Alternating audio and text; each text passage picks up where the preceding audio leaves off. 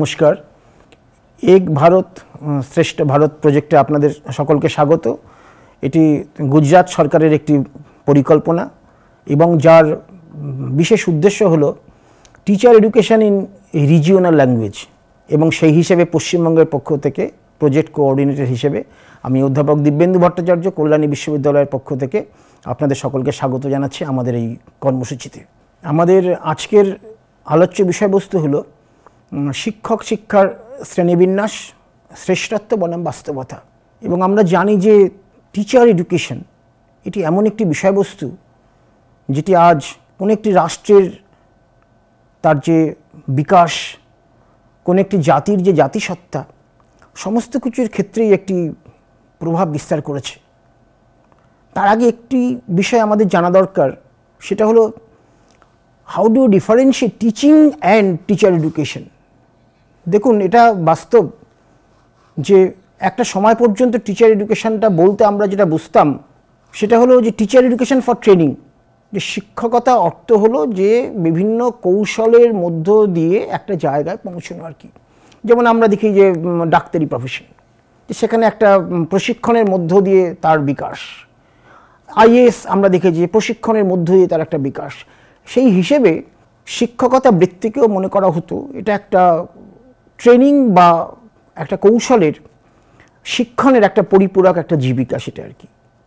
কিন্তু আমরা পরবর্তীকালে দেখেছি 1970 সালের পরবর্তী সময় থেকে আমরা দেখেছি এই ধারণার ক্রমশ পরিবর্তন ঘটছে, যে সেটি ক্রমশ প্রশিক্ষণের পরিবর্তে কার্যত একটি এডুকেশন অ্যাজ এ ডিসিপ্লিন বা teacher education as a discipline হিসেবে আত্মপ্রকাশ করতে শুরু করে, সেটা আর কি। এখন প্রশ্ন হলো যে আমরা কখন তাকে বলবো টিচিং, কখন তাকে বলবো টিচার এডুকেশন। যে টিচিং একটা সময় পর্যন্ত টিচিং একটা নির্দিষ্ট একটা পেরিফেরি ছিল, একটা অঞ্চল ছিল, একটা বিষয় ছিল যার মধ্যে সীমাবদ্ধ ছিল আর কি।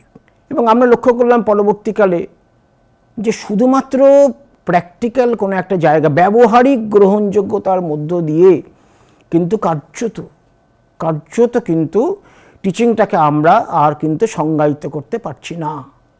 এবং তার ফল কি হলো? তার ফল হলো এইটা যে তার একটা থিওরিটিক্যাল আন্ডারস্ট্যান্ডিংটা কিন্তু মনে হলো যে ক্রমশ একটা জোরালো জায়গা করে নেওয়ার প্রয়োজন আছে, থিওরিটিক্যাল আন্ডারস্ট্যান্ডিং। এবং তার ফল হচ্ছে এই যে যেটা আমরা টিচিং বলছিলাম, যেটা ছিল একটা ব্যবহারিক একটা জায়গা, সেটা কার্যত সেই ব্যবহারিক জায়গা থেকে তার থিওরিটিক্যাল আন্ডারস্ট্যান্ডিং যুক্ত হয়ে সেটা কার্যত teacher education as a discipline হিসেবে আত্মপ্রকাশ করলো। তাহলে এইটা হচ্ছে পার্থক্য। এবং এই টিচার এডুকেশন কেন? এই টিচার এডুকেশন ফর নলেজ। এই টিচার এডুকেশন কেন? এই teacher education for construction of knowledge, for creativity, for national development. অর্থাৎ শুধু টিচিং হিসেবে তার যে জায়গাটা ছিল সেটা কিন্তু ক্রমশ কিন্তু আমরা বলবো সেটা কিন্তু বর্ধিত হলো। সুতরাং এই যে পরিবর্তিত একটা কর্মসূচি, যে টিচার এডুকেশনটাকে আমরা আরও বৃহত্তর একটা অর্থে, বৃহত্তর একটা জায়গায় আমরা বিকাশের একটা জায়গাতে আমরা নিয়ে যেতে শুরু করলাম। এবং সেই হিসেবে ঠিক এই মুহূর্তে যদি আমরা লক্ষ্য করি, আমরা দেখব যে সেখানে কিন্তু টিচার এডুকেশন কিন্তু জাতীয় স্তরে, আন্তর্জাতিক স্তরে সমস্ত ক্ষেত্রে টিচার এডুকেশন কিন্তু একটা জায়গা করে নিয়েছে। কিন্তু যদি লক্ষ্য করা যায়, আমরা বলতে পারি তার কিন্তু থিওরিটিক্যাল আন্ডারস্ট্যান্ডিং বা তার যে তাত্ত্বিক যে জায়গাটা, সেটা কিন্তু ততটা কিন্তু কার্যকরী কিন্তু এই মুহূর্তেও না আর কি, সেটা আর কি।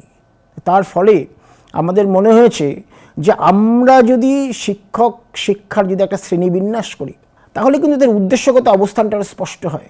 যেমন ফর এক্সাম্পল, যেমন আমরা যদি মনে করি যে আমরা বিভিন্ন রকম ইন্টার্নশিপ আমরা করছি, আমরা বিভিন্ন ওয়ার্কশপ করি, সেমিনার করি, কিন্তু যদি বলা হয় অবজেক্টিভটা কোথায়? যেমন আমরা জানি ইন সার্ভিস টিচার এডুকেশন আমাদের আছে, আমরা জানি প্রি সার্ভিস টিচার এডুকেশন আমাদের আছে, অর্থাৎ চাকরির পূর্বে কতগুলো শর্ত আর চাকরির পরে কতগুলো শর্ত। এখন প্রশ্ন হচ্ছে অবস্থানটা কি, উদ্দেশ্যটা কী আর কি। দেখবো সেই উদ্দেশ্য কিন্তু স্পষ্ট না। আই এম পার্টিসিপেটিং ওয়ার্কশপ, ঠিক আছে, ভালো কথা, আমি ওয়ার্কশপে পার্টিসিপেট করছি, আমি সেমিনারে পার্টিসিপেট করছি, দ্যাট ইজ গুড। কিন্তু প্রশ্ন হচ্ছে তার উদ্দেশ্যগত অবস্থান কিন্তু স্পষ্ট নয়। সেই জন্য তো আধুনিককালে শিক্ষণ বা শিক্ষার যে বিষয়বস্তু, সেই বিষয়বস্তু কিন্তু বলতে আমরা মনে করি যে সেখানে আর প্রয়োগমূলক একটা মাত্রার পাশাপাশি সেখানে কিন্তু তার তাত্ত্বিক একটা গভীরতারও কিন্তু আমরা সম্মেলন বা সংযুক্ত করবার চেষ্টা করছি। এবং সেই হিসেবে আমরা এখানে আমাদের যে টপিক, তার বিশেষ উদ্দেশ্য হলো এইটা, শিক্ষণের একটা একটা শ্রেণীবিন্যাস করা এবং যেখানে সেই বিন্যাসের মধ্য দিয়ে তার উদ্দেশ্যগত অবস্থানটা স্পষ্ট হয় সেটা আর কি। এবং এইমাত্রই বলার চেষ্টা করেছি আমরা যে শিক্ষণের অনেকগুলো পদ্ধতি আছে, অনেকগুলো ধাপ আছে, অনেক কর্মসূচি গোটা ভারতবর্ষে আমরা গ্রহণ করেছি, কিন্তু সেই কর্মসূচির সঙ্গে সঙ্গে যে বিকাশের যে জায়গাটা ছিল সেটা সবসময় পরিপূরক হয়নি। তার কারণ আমরা দেখেছি যে গ্লোবালাইজেশনের পাশাপাশি যে বিরাট পরিবর্তন গোটা ভারতবর্ষে ঘটেছে, সেখানে আমরা শিক্ষণটাকে বাদ দিতে পারি না, কিন্তু টিচার এডুকেশনটাকে আমরা কোনো মতেই বাদ দিতে পারি না, কারণ এটা হচ্ছে আমাদের ন্যাশনাল ডেভেলপমেন্টের পরিপূরক একটা ব্যবস্থা হিসেবে কিন্তু গড়ে উঠেছে। তা সেইটা আমরা কার্যকরীভাবে একটা জায়গা নেবার জন্য কিন্তু আমরা মনে করছি যে সেখানে কিন্তু একটা শ্রেণীবিন্যাস বা ট্যাক্সোনমিটা এসেনশিয়াল সেটা। এবং এই শ্রেণীবিন্যাস করবার জন্য আমরা যেটা বেছে নিচ্ছি সেটা হচ্ছে শিক্ষার কিন্তু একটা ট্যাক্সোনমি দীর্ঘদিন ধরে প্রচলিত সেটা আর কি, এবং সেটা হচ্ছে ব্লুমস ট্যাক্সোনমি। এবং সেই ব্লুমস ট্যাক্সোনমিটা কিন্তু আমরা জানি যে খুবই বহুলভাবে গোটা পৃথিবীতেই প্রচলিত সেটা আর কি। এবং বেঞ্জামিন ব্লুম সেই ট্যাক্সোনমিটি তৈরি করেছিলেন, যেটি কার্যত 3টি ভাগে বিভক্ত: একটি কগনিটিভ ডোমেইন বা বৌদ্ধিক, একটি এফেক্টিভ ডোমেইন এবং একটি সাইকোমোটর ডোমেইন। সুতরাং শিক্ষার উদ্দেশ্যটা এই 3টি ভাগে বিভক্ত ছিল। অর্থাৎ শিক্ষা মানে কি? শিক্ষা মানে হচ্ছে, এখানে আমরা বলবো শিক্ষা মানে তার কতগুলো বৌদ্ধিক উদ্দেশ্য থাকবে, তার কতগুলো সাইকোমোটর ডোমেইনগত উদ্দেশ্য থাকবে, আর তার কিছু এফেক্টিভ ডোমেইনগত উদ্দেশ্য থাকবে। ঠিক আছে, এবার আমরা একটু দেখে নেওয়ার চেষ্টা করি যে ডোমেইনটা খুব ডিটেইল কীভাবে আছে। এই ডিটেলিংয়ের পর আমরা যেটা করবার চেষ্টা করব সেটা হচ্ছে এই ব্লুমের এই ট্যাক্সোনমিটাকে ভিত্তি করে আমরা টিচার এডুকেশনের একটা বৃহত্তর ট্যাক্সোনমির পথে আমরা পরিচালিত হব। আমরা একটু দেখে নেওয়ার চেষ্টা করি যে আমরা এই শ্রেণীবিন্যাসটা কীভাবে আমরা পরিচালিত হব। এবং যে কোনো ট্যাক্সোনমি আমরা যদি ভাবি, আমরা দেখব ট্যাক্সোনমি শব্দটি কার্যত এসছে কিন্তু বটানি থেকে আর কি, যেখানে বিভিন্ন রকম প্ল্যান্টকে বিভিন্ন রকম তাদের যে সাংগঠনিক, তাদের বিভিন্ন রকমের যে শ্রেণীবিভাগ, তাদের যে পারস্পরিক আন্ডারস্ট্যান্ডিং, এবং সেই আন্ডারস্ট্যান্ডিংগুলোকে একটা নির্দিষ্ট একটা সিস্টেমেটিকভাবে স্টাডি করার জন্য কিন্তু এই বটানিতে প্রথমে এই শ্রেণীবিন্যাস জায়গাটি আসে। এবং আমরাও কিন্তু শিক্ষার ক্ষেত্রে যেহেতু এর বিবিধ উদ্দেশ্য, বিভিন্ন রকম কার্যকারিতা আছে, আমরাও কিন্তু শ্রেণীবিন্যাসের মধ্য দিয়ে শিক্ষা সেই কর্মসূচিগুলোকে বোঝবার চেষ্টা করবো সেটা আর কি। কার্যত আমরা যদি লক্ষ্য করি যে যে কোনো একটা বিষয় যতক্ষণ উদ্দেশ্যগত দিক থেকে স্পষ্ট হচ্ছে ততক্ষণ কিন্তু এটা কিন্তু কার্যকরী হয় না। এবং আমরা দেখেছি যে বিভিন্ন ক্ষেত্রে রামকৃষ্ণ মঠ অ্যান্ড মিশন বা বিভিন্ন রকম এই ধরনের বিভিন্ন রকম সংগঠন আছে যাদের যে পারফরমেন্সটা অনেকটাই ভালো আর কি, এবং তার বিশেষ কারণ কিন্তু তাদের উদ্দেশ্যগত অবস্থান। তাহলে শিক্ষা হবে অথচ তার উদ্দেশ্যগত অবস্থান থাকবে না, এটি কিন্তু ঠিক নয় সেটা আর কি। তার ফলে এই ব্লুমের এই শ্রেণীবিন্যাসের ফলে আমরা কিন্তু এটা বুঝে নেওয়ার চেষ্টা করি যে তার কার্যত তার উদ্দেশ্যগুলি কী আছে এবং শিক্ষার মধ্য দিয়ে আমরা সেটাকে কতটা কার্যকরী করতে পারছি। এবার আমরা একটু বুঝে নেওয়ার চেষ্টা করবো যে শিক্ষাগত উদ্দেশ্যের যে শ্রেণীবিন্যাস, সেই শ্রেণীবিন্যাসের প্রথম আমি বলেছি 3টি স্তর এখানে আছে। একটি স্তর তার জ্ঞানমূলক স্তর, যেটাকে বলে কগনিটিভ ডোমেইন।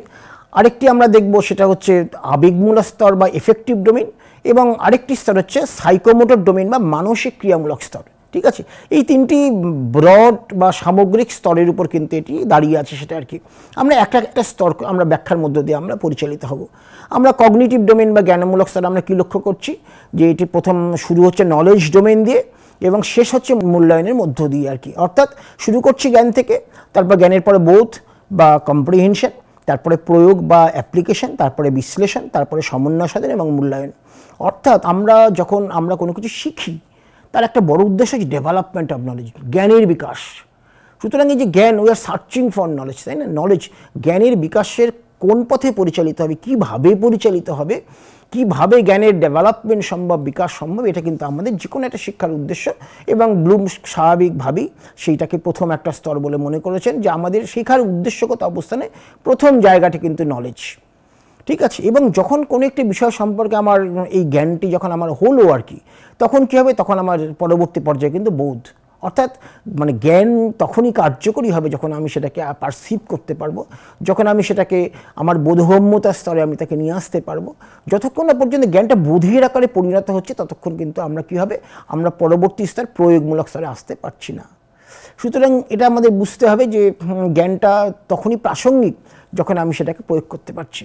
এবং আমরা জানি গোটা পৃথিবীতে আজকে কি আমরা কিন্তু একটা প্র্যাগমাটিক একটা ফিলসফির মধ্য দিয়ে পরিচালিত হচ্ছি, যেটি কাজে লাগে সেটা হচ্ছে শিক্ষা।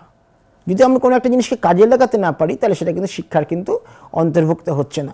সুতরাং জ্ঞান থেকে শুরু করে যে বোধের যে স্তর, বোধ থেকে শুরু করে যে প্রয়োগের যে স্তর, সেই প্রয়োগমূলক একটা অবস্থান থেকে আমরা কিন্তু এই শিক্ষাটাকে ব্যাখ্যা করতে পারছি।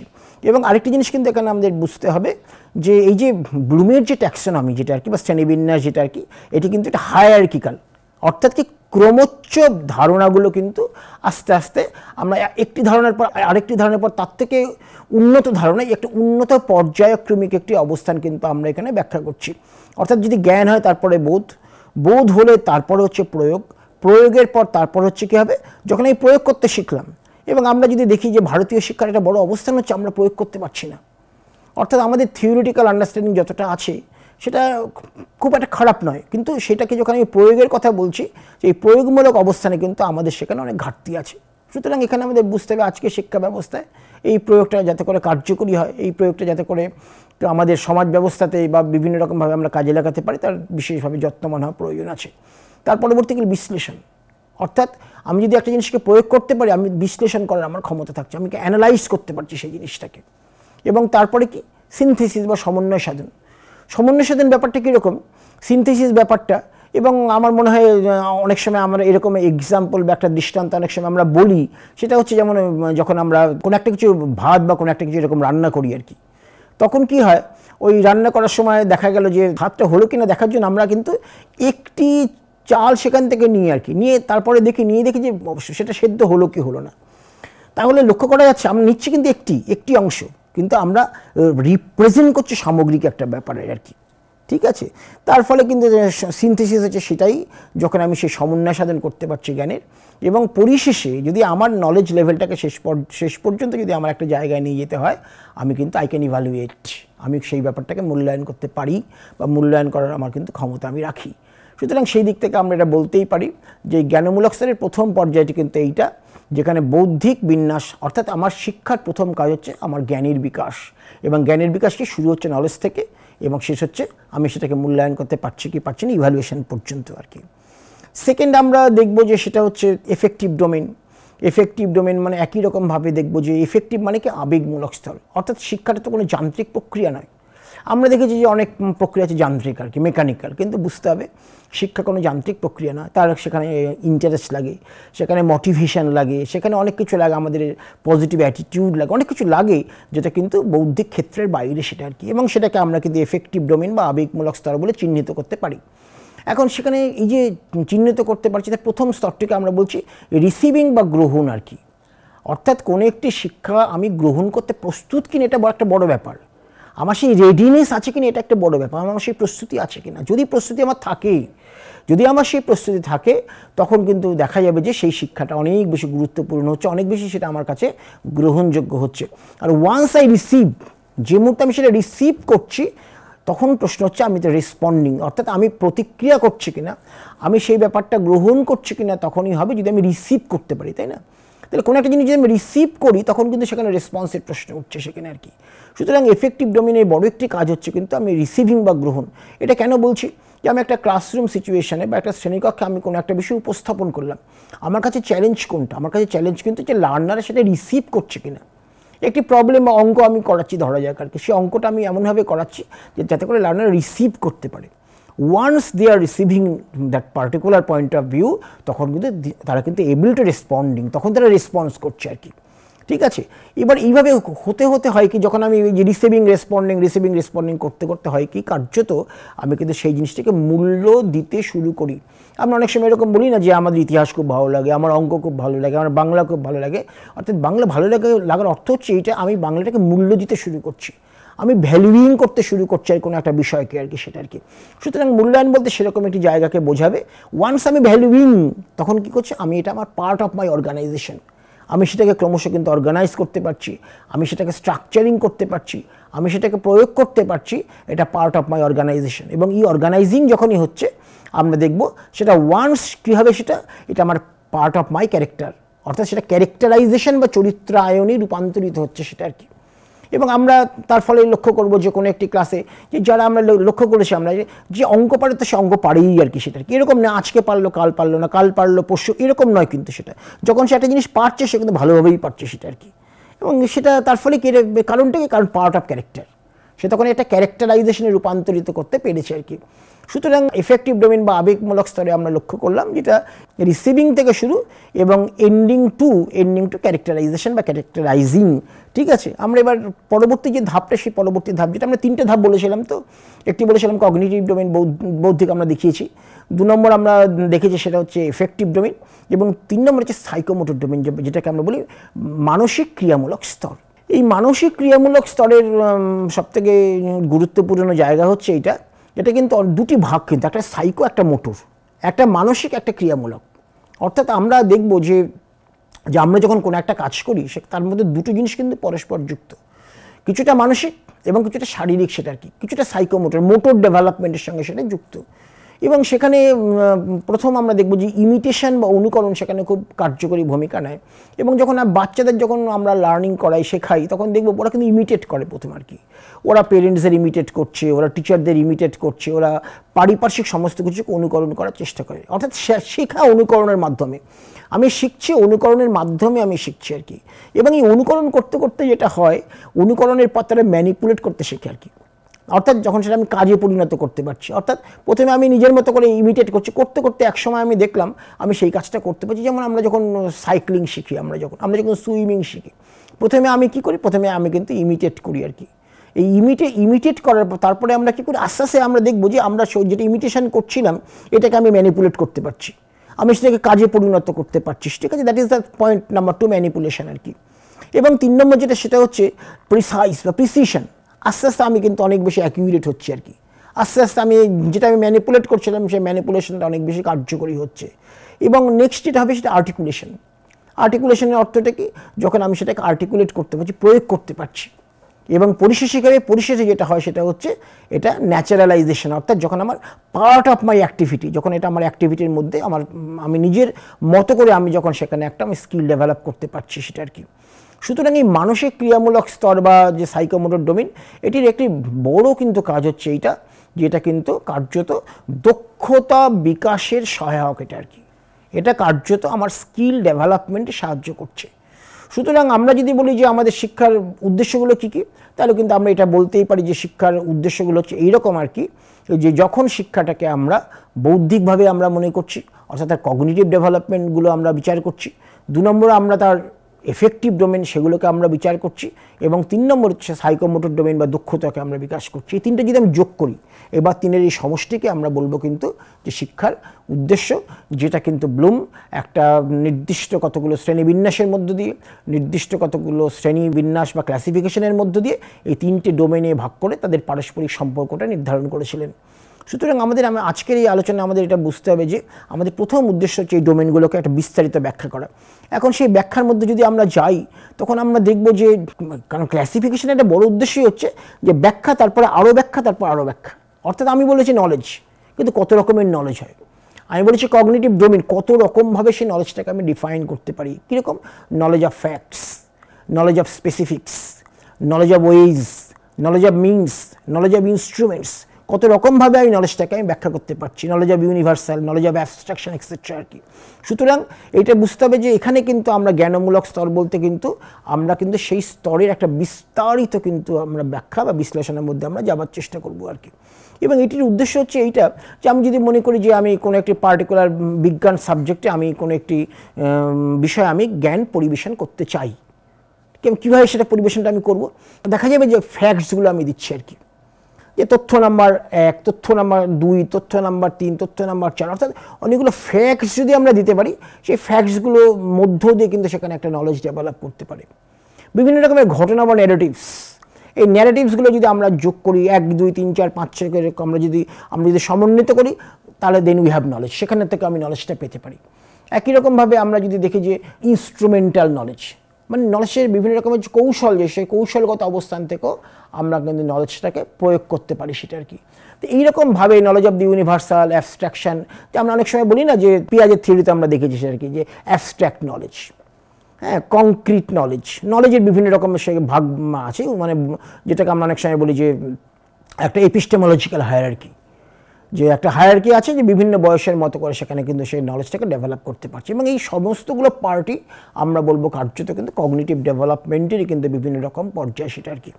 সুতরাং এটি একটি অংশ। 2 নম্বর বোধ, মানে বোধ মানে কি? বোধ মানে আমরা যদি একটু যদি মানে থিওরিটিক্যাল একটা আন্ডারস্ট্যান্ডিংয়ের মধ্যে যাওয়ার চেষ্টা করি, বোধ মানে কি? যখন আমি একটা জিনিসকে ইন্টারপ্রিট করতে পারছি। বোধ মানে কি? আমি যখন একটা জিনিসকে অনুবাদ করতে পারছি। বোধ মানে কি? আমি যখন কোনো একটা জিনিসকে এস্টিমেট করতে পারছি, সেটি আমি বলবো কম্প্রিহেনশন বা কম্প্রিহেন্ডিং বা বোধগম্যতা। যে বোধগম্যতা মানে আমি একটা জিনিসকে অনুবাদ করতে পারছি, আমি একটা জিনিসকে ব্যাখ্যা করতে পারছি, আমি একটা জিনিসকে কিন্তু এস্টিমেট করতে পারছি। যদি আমি পারি তাহলে আমি বলবো যে আমি সেই জায়গাটা আমার বোধগম্যতা কিন্তু আছে। এবং একই রকমভাবে আমি যদি প্রয়োগের কথা বলি, যে আমরা কিছুক্ষণ আগে বলেছি যে ভারতীয় শিক্ষার একটা বড় অংশ হচ্ছে আমাদের প্রয়োগগত একটা আমাদের ত্রুটি আছে। প্রয়োগগত যতটা ভাবে শিক্ষাকে প্রয়োগমূলক অবস্থানে নেওয়া যায় আমরা কিন্তু ততটা কিন্তু নিতে পারি না কিন্তু সেটা আর কি। সুতরাং এখানে বুঝতে হবে যে আমি অ্যাপ্লিকেশন অফ এ কনসেপ্ট, আমি যখন এটা করতে পারছি কোনো একটা অপরিচিত পরিস্থিতিতে, তখনই তার প্রয়োগমূলক ব্যাখ্যা বা বিশ্লেষণটাকে আমরা প্রাসঙ্গিক আমরা বলতে পারি, ঠিক আছে। এবার আমরা চলে আসবো তার পরবর্তী পর্যায়ে, যেটা অ্যানালিসিস মানে কি? বিভিন্ন রকম উপাদানগুলোকে যখন আমরা অ্যানালিসিস করতে পারছি, যেমন ফর এক্সাম্পল যেমন আমরা অনেক সময় বলি না যে ডাইজেস্টিভ সিস্টেম। একটা সিস্টেম মানে কি? অনেকগুলো উপাদানের সমষ্টি। একই রকমভাবে আমি যদি বলি formal education, non formal education, অনেকগুলো উপাদানের সমষ্টি। অ্যানালিসিস মানে কোনো একটি বিষয়কে আমি প্রথমে আন্ডারস্ট্যান্ড করছি, তারপর সেই জিনিসটাকে বিশ্লেষণ করার মতো পরিস্থিতিতে আমার থাকছে। সুতরাং অ্যানালিসিস অফ এলিমেন্টস বলতে কিন্তু আমরা এটাকেই বোঝাবো যে আমরা যখন কোনো একটা বৃহত্তর একটা সিস্টেমে তার যে কম্পোনেন্টগুলো যখন আমরা সেগুলোকে বিশ্লেষণের মতো একটা জায়গায় আমরা নিয়ে আসতে পারছি। দেন অ্যানালিসিস অফ রিলেশনশিপ। আমরা অনেক সময় বলি না ভেরিয়েবলস যেগুলো আছে, পরিবর্তনশীল রাশি যেগুলো আছে, আমরা অনেক সময় বলি যে ইন্টার রিলেশনশিপ স্টাডিজ, যে কতগুলো সম্পর্ক আছে যেগুলো এক্সিস্ট করছে ডিপেন্ডেন্ট ভেরিয়েবল এবং ইন্ডিপেন্ডেন্ট ভেরিয়েবলের মধ্যে, এবং তাদের পারস্পরিক সম্পর্কটাকে যদি নিরীক্ষণ আমি করতে চাই, তাদের পারস্পরিক সম্পর্ক যদি আমি ব্যাখ্যা করতে চাই, আমি সেটা বুঝতে পারছি কি পারছি না। যদি বুঝতে পারি তাহলে বুঝতে হবে যে আমার কিন্তু অ্যানালিসিস করার কিন্তু ক্ষমতা আছে, বিশ্লেষণ করার ক্ষমতা কিন্তু আমার সেখানে থাকছে আর কি। একই রকমভাবে অ্যানালিসিস অফ অর্গানাইজেশনাল প্রিন্সিপালস। আমরা জানি যে কোনো সে পলিটিক্যাল সায়েন্স হোক, হিস্ট্রি হোক, এডুকেশন হোক, সমস্ত যা ক্ষেত্রে কিন্তু কিছু প্রিন্সিপাল আছে যেগুলো খুব গুরুত্বপূর্ণ সেগুলো আর কি। সুতরাং অ্যানালিসিস অফ অর্গানাইজেশনাল প্রিন্সিপাল সেখানে গুরুত্বপূর্ণ, সেখানে আমি সেগুলোকে বিশ্লেষণ করতে পারছি কি পারছি না, বা সেগুলোকে আমি কতটা সেটাকে অনুধাবন করতে পারছি বা সেটাকে কোনো প্রয়োগ করতে পারছি, এগুলো যে মানে এগুলো ওয়ান পার্ট অফ আমি বলবো যে কগনিটিভ একটা জায়গা, যে অ্যানালিসিস আমি করতে যদি পারি তাহলে বুঝতে হবে কিন্তু আমার কগনিটিভ ডেভেলপমেন্টের একটা বেশ জায়গাতে, বড় একটা জায়গাতে আমি কিন্তু রিচ করতে পেরেছি আর কি। এবং তারপরে সিনথেসিস মানে কীরকম হবে, যে যেমন কোনো একটি বিভিন্ন রকমভাবে আমি কমিউনিকেট করতে পারছি কিনা, যোগাযোগ করতে পারছি কিনা, এবং কোনো রকমভাবে আমি সেই সমস্ত বিভিন্ন রকম যে প্রক্রিয়া আছে সেই প্রক্রিয়াগুলোর মধ্যে আমি আমাদের যে পরিকল্পনা সেই পরিকল্পনাটাকে কার্যকরী করতে পারছি কিনা, বিভিন্ন রকমের বিমূর্ত যে সমস্ত সম্পর্ক আছে তার মধ্যে আমি পারস্পরিকভাবে যোগাযোগ স্থাপন করতে পারছি কিনা। অর্থাৎ সিনথেসিস মানে কিন্তু অনেকটা বড় ব্যাপার আর কি। যে সিনথেসিস করা মানে আজকের এই বৃহত্তর পৃথিবীতে আমরা দেখব যে আমাদের যে ম্যানেজমেন্ট সিস্টেম অনেক বেশি কমপ্লেক্স, জটিল অনেক বেশি সেখানে, এবং সেখানে আমাদের শিক্ষক হিসেবে আমাদের কাজ হচ্ছে কিন্তু তার মধ্যে সমন্বয় সাধন করা, যোগসূত্র স্থাপন করা, ঠিক আছে। সুতরাং সেখানে সিনথেসিস কিন্তু একটা বড় একটা ভূমিকা সেখানে নিতে পারে সেটা আর কি। এবং সকল কগনিটিভ লেভেলের আমরা বলেছিলাম শুরু করি আমরা কোথা থেকে, শুরু করি আমরা জ্ঞানমূলক একটা অবস্থান থেকে, এবং আমরা শেষ করছি অর্থাৎ সর্বোচ্চ অবস্থানটা কিন্তু ইভ্যালুয়েশন, সেটা মূল্যায়ন, সর্বোচ্চ অবস্থান যেটা আর কি। এবং যার উদ্দেশ্যটাই হলো আর কি যে যখন সেটা আমি জাজমেন্ট, বিচার করতে পারছি, আমি যখন সেটাকে ইভ্যালুয়েট, মূল্যায়ন করতে পারছি, এবং আমি যখন সেটাকে বিভিন্ন রকমের বাহ্যিক যে আমাদের মানদণ্ড আছে সেই মানদণ্ডের পরিপ্রেক্ষিতে আমি যখন সেটাকে বিশ্লেষণ করতে পারছি, ঠিক আছে। সুতরাং এটি প্রাথমিক একটা অবস্থান থেকে, অর্থাৎ একদম লোয়ার ক্যাটাগরি থেকে হায়ার ক্যাটাগরি পর্যন্ত একটা ব্যাখ্যা বা বিশ্লেষণের একটা দিক বলে আমরা মনে করতে পারি। এইটা হচ্ছে কগনিটিভ ডোমেনের একটা বেশ বড় অংশ। এবং তার ফলে আমরা এখন লক্ষ্য করবো যে শ্রেণীবিন্যাসটাকে যে ব্লুম যেভাবে সাজিয়েছিলেন, এটা পিরামিডের মতো, এটা একটা পিরামিডের মতো। এটি যে একদম লোয়ার পার্ট, এটা শুরু হচ্ছে জ্ঞান থেকে, তারপরে বোধ, তারপরে প্রয়োগ, তারপরে বিশ্লেষণ, তারপরে সমন্বয় সাধন, তারপরে মূল্যায়ন। এই প্রত্যেকটি স্তরকে কিন্তু আমরা একটু বিস্তারিত ব্যাখ্যা করেছি। এবং আমরা জানি অনেক সময় এইরকম একটা বক্তব্য আমাদের টেক্সট বইতে থাকে, আমরা অনেক সময় বলি না যে জ্ঞানমূলক প্রশ্ন, তারপরে বলি বোধমূলক প্রশ্ন, তারপরে বলি প্রয়োগমূলক প্রশ্ন, আমরা বলি কিন্তু এরকম আর কি, তাই না? তার অর্থ কি? অর্থ হচ্ছে ক্রমশ কিন্তু আমরা কিন্তু উপরের দিকে আস্তে আস্তে উঠছি। যে প্রথমে আমরা জ্ঞানমূলক একটা জায়গাতে এলাম, তারপরে বোধমূলক একটা জায়গাতে এলাম, তারপরে প্রয়োগমূলক জায়গাতে এলাম, বিশ্লেষণ, সমন্বয় সাধন এবং মূল্যায়ন। এটা একটা প্রাথমিক পর্যায়ে আর কি। এবং নেক্সট আমরা দেখব এটা কার্যত রিভাইজটা, ব্লুমের এই বিন্যাসটা। এবং আমরা যদি প্রথম বিন্যাসটা দেখি, একটু আমরা এটা প্রথমটা ফিরে যাচ্ছি, এবং প্রথম বিন্যাসে যদি আমরা দেখি, দেখবো সবই সমস্ত টার্মস যেগুলো আছে না সেগুলো নাউন, সেগুলো আর কি, অর্থাৎ জ্ঞান, নলেজ, কম্প্রিহেনশন, অ্যাপ্লিকেশন, এগুলো সবই কিন্তু নাউন টার্মসে আছে, ঠিক আছে। আর যেটা রিভাইস যেটা হয়েছে যেটা আর কি, সেটা কিন্তু আমরা বলবো দেখো এটা কিন্তু ভার্ব ফর্মে কিন্তু ক্রিয়াপদ হিসেবে আছে, যে আমি রিমেম্বারিং, আমি মনে করছি, আমি আন্ডারস্ট্যান্ড করছি, অনুধাবন করা, আমি কোনো জিনিসকে প্রয়োগ করছি, অ্যাপ্লাইং, কোনো জিনিসকে আমি বিশ্লেষণ করছি, অ্যানালাইজিং, কোনো জিনিসকে আমি মূল্যায়ন করছি, ইভ্যালুয়েটিং, এবং আমি কোনো জিনিসকে সৃষ্টি করছি, ক্রিয়েটিং। এর মধ্যে আমরা তাহলে যে জিনিসটা লক্ষ্য করছি যে একটি পার্ট হচ্ছে যখন আমরা কোনো একটা বিষয়কে যে আমরা নীতিগতভাবে যখন আমরা কোনো একটা জিনিসকে বলছি যে হ্যাঁ জ্ঞানমূলক স্তর, বোধমূলক স্তর, এই একটা অংশ, আর একটা জিনিসকে আমরা প্রয়োগ করছি ভার্ব হিসেবে যখন আমরা সেটাকে ব্যবহার করছি। একটু আমরা যদি দেখি যে এখানে যে পরিবর্তনটা আমরা এখানে লক্ষ্য করলাম, শুধু ওপরের দুটি, অর্থাৎ একদম শীর্ষ যে ছিল আগেরটা ইভ্যালুয়েশন, সেই মূল্যায়নটা দেখবেন এখানে আমরা নতুন যে প্রস্তাবিত যে আমাদের যে রিভাইস, সেখানে আগের স্তরে চলে এসছে। আর যেটা ছিল সিনথেসিস, সেটা দেখবো আমরা ক্রিয়েটিংয়ের কনভার্টেড হয়েছে। অর্থাৎ এই যে দেখুন, আগে মূল্যায়নটা ছিল সর্বশেষ, এখন মূল্যায়নটা একটা স্তর নেমে এসছে, আর সৃষ্টিটা কিন্তু একটা স্তরের উপরে উঠে এসছে। অর্থাৎ শিক্ষার সামগ্রিক উদ্দেশ্য হচ্ছে ক্রিয়েটিভিটি, সৃজনশীলতাই হচ্ছে আমাদের শিক্ষার সর্বোচ্চ অংশ বলে রিভাইসড বা সংশোধিত ব্লুমের যে শ্রেণীবিন্যাস, সে শ্রেণীবিন্যাস সেটা মনে করা হচ্ছে যে এই রিভিশনটা খুব কিন্তু এসেনশিয়াল সেটা আর কি। এখন যদি আমরা আস্তে আস্তে যদি আমরা এই যে ট্যাক্সোনমিটা আমরা যেটা ভাবনা চিন্তা করছি আর কি, কগনিটিভ যে ডোমেইন যেটা আছে, এটাকে যদি আমরা ব্লুম থেকে ট্যাক্সোনমি ইন টিচার এডুকেশনে যদি আমরা রূপান্তরিত করবার চেষ্টা করি আর কি, কনভার্ট করার চেষ্টা করি, তাহলে তখন ব্যাপারটা কীরকম দাঁড়াবে, সেটা কি দাঁড়াবে হচ্ছে এইটা যখন ফোকাস ব্লুমের কগনিটিভ এটা আছে, আবার আমরা দেখবো যে ট্যাক্সোনমি ইন টিচার এডুকেশনেও তোমার একই রকমভাবে ডেভেলপমেন্ট অফ নলেজ আছে, কিন্তু পাশাপাশি এটা বুঝতে হবে আর কি, লক্ষ্যটা কিন্তু শুধু নলেজ বেস কিন্তু না, কিন্তু সেটা আর কি আমার লক্ষ্য কিন্তু ট্যাক্সোনমি ইন টিচার এডুকেশনের লক্ষ্যটা যে নলেজ বেস অফ টিচার এডুকেশনের উদ্দেশ্য, কম্পিটেন্সি আমার উদ্দেশ্য, অ্যান্ড হিউম্যান ডেভেলপমেন্টও আমার উদ্দেশ্য। অর্থাৎ এখানে আমার উদ্দেশ্য ত্রিস্তরীয় উদ্দেশ্য আর কি। উদ্দেশ্যটা কী হবে, যে knowledge base of teacher education, অর্থাৎ তাদের জ্ঞানমূলক যে তার যে অবস্থান সেটাকে শক্তিশালী করা, তার যে কম্পিটেন্সি বা দক্ষতা সেটাকে শক্তিশালী করা, অ্যান্ড হিউম্যান ডেভেলপমেন্ট, অর্থাৎ মানবিক বিকাশের যে ভাবনা যেটা আছে সে ভাবনাটাকে উন্নত করা, সেটা আর কি। ধাপের ক্ষেত্রে এটা যেমন ছটা স্তর আছে, এখানে স্তর হচ্ছে আমরা দেখবো 11টা, আমরা পরবর্তীকালে সেটা বিশ্লেষণের মধ্যে নিয়ে আসবো। এখানে 6টা তো আমরা লেভেল আমরা ব্যাখ্যা করেছি, যে একটাকে বলেছি রিমেম্বারিং, একটাকে বলেছি আন্ডারস্ট্যান্ডিং, একটাকে বলেছি অ্যাপ্লাইং, একটাকে বলেছি অ্যানালাইজিং, একটাকে বলেছি ইভ্যালুয়েটিং, একটাকে বলেছি ক্রিয়েটিং। এখানে আমরা 11টি স্তর দেখাবো, যেটা টিচার এডুকেশনের ক্ষেত্রে আর কি। আর ব্যবহারের ক্ষেত্রে ব্লুমের শ্রেণীবিন্যাস আমরা তো জানি খুবই জনপ্রিয় একটি যেহেতু তত্ত্ব, সেটা কারিকুলাম ডেভেলপমেন্টের ক্ষেত্রে বা পাঠ্যক্রম নির্মাণের ক্ষেত্রে বিভিন্ন রকম ইনস্ট্রাকশনাল স্ট্র্যাটেজি, অর্থাৎ যখন আমি নির্দেশনাত্মক যে বিভিন্ন রকম বিষয়গুলো আমি শ্রেণীকক্ষে আমি যখন বলি তখন সেই নির্দেশনার ক্ষেত্রে কাজে লাগে, এবং অ্যাসেসমেন্টের ক্ষেত্রেও কিন্তু কাজে লাগে ব্লুমের এই শ্রেণীবিন্যাস। অন্যথায় আমরা যদি ট্যাক্সোনমি ইন টিচার এডুকেশন দেখি, যে সেটা কিন্তু বিশেষত আমি বলবো বিভিন্ন টিচার এডুকেশন বিভিন্ন কর্মসূচিতে কাজে লাগে, একই রকমভাবে কারিকুলাম ডেভেলপমেন্ট কাজে লাগে, এবং সর্বোপরি বিভিন্ন প্রফেশনাল ডেভেলপমেন্টের ক্ষেত্রে এটা কিন্তু ভীষণ রকমভাবে গুরুত্বপূর্ণ, সেটা আর কি। সুতরাং এটা আমরা বলবো দুটো ফ্রেমওয়ার্কের মধ্যে একটা তুলনামূলক একটা আলোচনা, এটা আমরা ক্রমশ আসবো সেটা আর কি।